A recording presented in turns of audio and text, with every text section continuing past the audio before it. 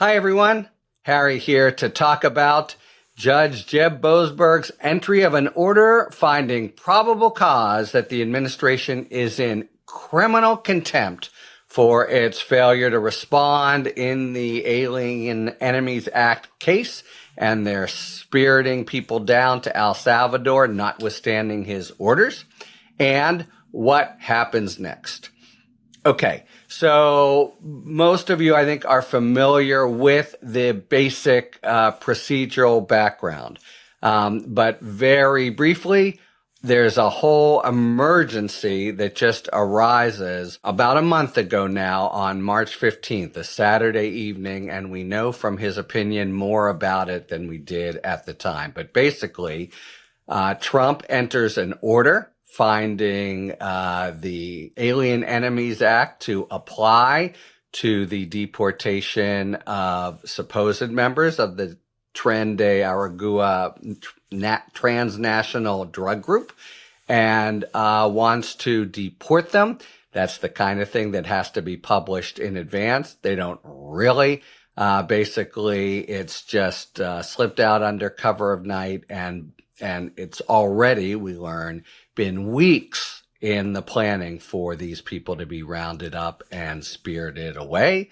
The ACLU gets some wind of this, rushes into court, and it's quite clear, it's incredibly clear. Boesberg issues an oral order and a written order and basically says, do not let these guys out of your custody. I'm freezing everything till I can figure out whether or not there have been violations here. And the U.S. proceeds to play it, well, this is the ongoing controversy. For all the world, it certainly looks like they play it fast and loose. They know his order is there, and so they double time fly planes with supposed prisoners. That's one of the problems, of course.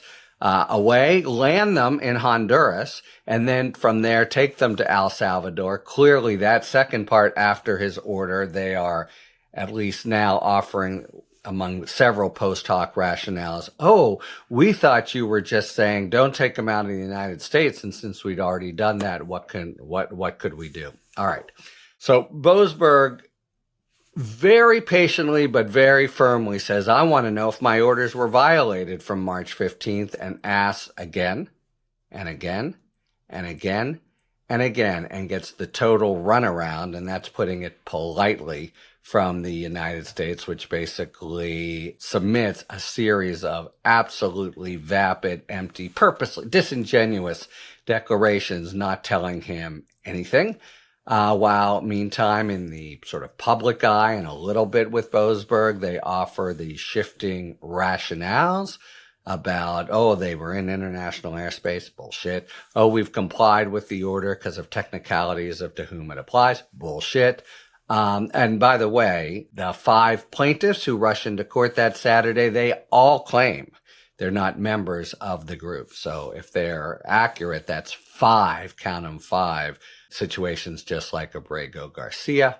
Anyway, when they finally get to El Salvador, the El Salvadoran president, Bukele, actually does a little emoji with a kind of, ha, we got him now, that is retweeted out by an administration official. This is some nasty, nasty stuff that obviously is trying to subvert Boesberg's order on the 15th. All right, we go through it and through it and through it. At one point, belatedly, several days into it, the administration said, well, if you really force us to, we may have to invoke the state secrets privilege. Okay, are you gonna or are you not? They finally do, and it turns out they don't even have any classified information to try to protect. They don't have a single case in which unclassified information was subject to this privilege. I mean, it is all threadbare as can be. However, you'll recall that when it goes up to the Supreme Court by a 5-4 vote, they adopt the view that Boesberg erred in a certain sense because the action had to be brought in federal habeas corpus rather than the sort of freestanding Administrative Procedure Act and Constitution violations that were alleged. So in that sense, So his TRO was vacated a few days before it was due to expire anyway, and with some very vehement dissents, but it was vacated. So, and previously, one of the things the administration was trying to say before they said how serious it was in state secrets is, oh, you're being so picayune. Oh, you're beating a dead horse. Can't you let this go, Boesberg? And Boesberg really smelled that they'd violated his order, and that's something that judges don't like. And this is a very respected, down the middle chief judge of the D.C. District Court. So he issues his opinion yesterday, 46 pages of really tightly, I mean, you can see he is loaded for bear. He knows what he's taking on. And he does address specifically, well, my order was vacated. Should I just forget it? And he says, no. And he cites really good, really strong law that basically says it doesn't matter that the order is later questioned. For defendants who are subject to it, like the United States, you got two choices. You either, really you have one. You should appeal if you don't think it's solid. But if you go ahead, you can't then say later, oh, it doesn't matter if the basic order was upheld as it was. So he's got him with a lot of lie that, it seems a little persnickety, but I don't think so. He really, in fact, I think it's a very good thing for the country. I've written about this before, but this setup of their real, a lot of judges would have let them squirm off the hook. God knows they tried 6 different ways to do it, but not Boesberg. And he's got a 46-page opinion here that is really superb, I would say. And that I think, you could quibble with his decision since it was vacated. And as I'll get to later, it's a little bit dicey to whether there's even going to be a practical impact. But nevertheless, he is drawing the line in the sand. You violated my orders. You neglected to give me time and time again information I asked for. I find probable cause that you are in criminal contempt. Criminal contempt as opposed to civil contempt. The difference being civil contempt is looking forward. They say the contemnor, that's the fancy legal word we all know for extra credit now, has the keys to the jailhouse, just has to comply. Criminal contempt means back then you were in contempt. That's a criminal kind of finding. Now, he could have just found it, but what he did instead, and this is pretty by now conventional, he finds probable cause, and that means they can, more legal jargon, expiate the contempt. That goes at the end where they can come in and say, okay, so sorry, we really blew it. We've taken custody of everyone. It's not about Abrego Garcia. It's just at least 5 people. He had also certified a class that maybe is no longer in play, but at a minimum 5 clients of the other side, the ACLU, they can bring them back and, get custody back of them, come to the court on their knees. We're so sorry. Okay. The contempt goes away. That's how he put it. But otherwise, it looks very clear that he's going to find contempt and he's going to require some real information if they want to try to get rid of it. So far, all they've done is bob and weave is really too weak a word, is stonewall him. And if they continue to do it, they are in contempt. One more quick thing, which is, well, I'll do this in another YouTube. But so that's the setting, and it is a very strong 46-page opinion, and it just is front and center what the Supreme Court upheld of his order. I've said it before. He's a well-respected guy, chief judge of the D.C. Court, law school roommate with Brett Kavanaugh.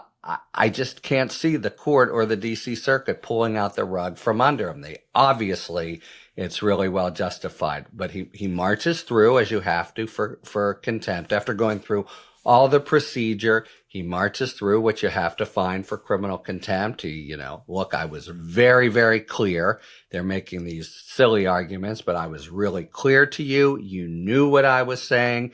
You definitely violated it, and you did it willfully. Boom, criminal contempt.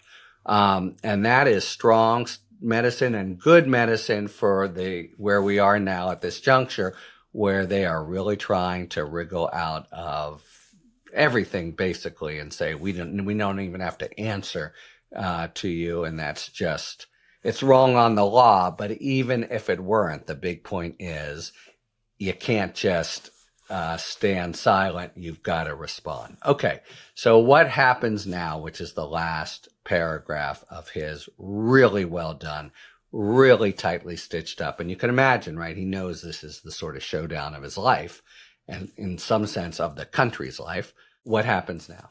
So they can try to expiate the contempt. Good luck with that. They almost certainly will not. So he's going to go ahead and find it. We're going to have issues of penalty. You know, you can impose money, financial penalty, but of course that's just paid by you and me out of the fisc, from the, you know, out of the treasury. So you can put people in jail. But first, it's got to be prosecuted. It's a criminal charge. We saw this in Congress. What does that mean? They serve up the referral of criminal contempt of the lawyers who were in there, and possibly others, whoever, you know, doesn't talk in a deposition, even though they are ordered to, etc. Criminal contempt, the judge serves it up to Pam Bondi, who you can just expect, she's more and more, I'll talk about this in another YouTube, shown herself to be a complete political actor. She won't do it. Now, but he puts in his opinion, and there is law for this, I'll appoint somebody else to do it. I can do that. And there is legal precedent for doing it. But I'm here to tell you that precedent is a little bit soft, a little bit suspect, and clearly opposed by 2 or 3 members of the Supreme Court. So if he goes that route, it could well be that the Supreme Court says, you can't do that. Criminal contempt, okay, but all you can do is serve it up to DOJ, and oops, too bad, they denied it. So that means that people would not actually be convicted. Or the Supreme Court might let it happen. There might be 5 votes. They'd be convicted with this other prosecutor, and then what would happen? Donald Trump would pardon them. We can be pretty sure of that. So again, they don't go to jail. Nevertheless, the difference between just having to take it as a chief judge of the D.C. district, their complete non-responsiveness, their absolute and utter criminal contempt, and following through, possibly convicting them if this other kind of path holds up, and then having Trump pardon them, which is, you know, that's part of the constitutional scheme, as opposed to this, which is the administration just ignoring the constitutional scheme. That's a good day. It's not bloodlust to see the recalcitrant officials in jail. It's the really vindication of the rule of law and doing things the right way that's on the line here. So I think you'll see, because they won't try hard to expiate, you'll see criminal contempt. You'll see a referral to DOJ. You will see DOJ say, we're not doing it. And then I think you'll see him appoint someone else, not within DOJ. And that'll be dicey whether that's upheld. If it is upheld and they go forward, it'll be an easy case. As a prosecutor, this would take me, 3 witnesses and a couple hours in the morning for a conviction. And then let Trump pardon them, and let it be apparent how lawless they are, but that they were unable to keep the rule of law from operating as it's supposed to do, and they were unable simply to be contemptuous as they're being and not answer the questions that absolutely the legal regime requires them to answer when the judiciary asks it. So in that sense, they're backed into a corner. I think it's a good corner, even though at the end of the day, no one's probably going to jail. The much, how many was that? 6, I think, important thing is to be able to proceed according to the rule of law. And by the way, there's the other option, which is they just, fold their arms and say, nope, no, no, no, no, no, no. I think it then has to go to the Court of Appeals. They'll try to already appeal it, but I think it'll be after the finding of contempt. That's at least how it normally happens. I think the court will back up Boesberg.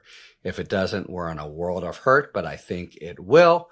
And, if it does, then they're either flat out trigger, it's high noon and they either trigger constitutional crisis or swallow hard and comply as any other administration would do.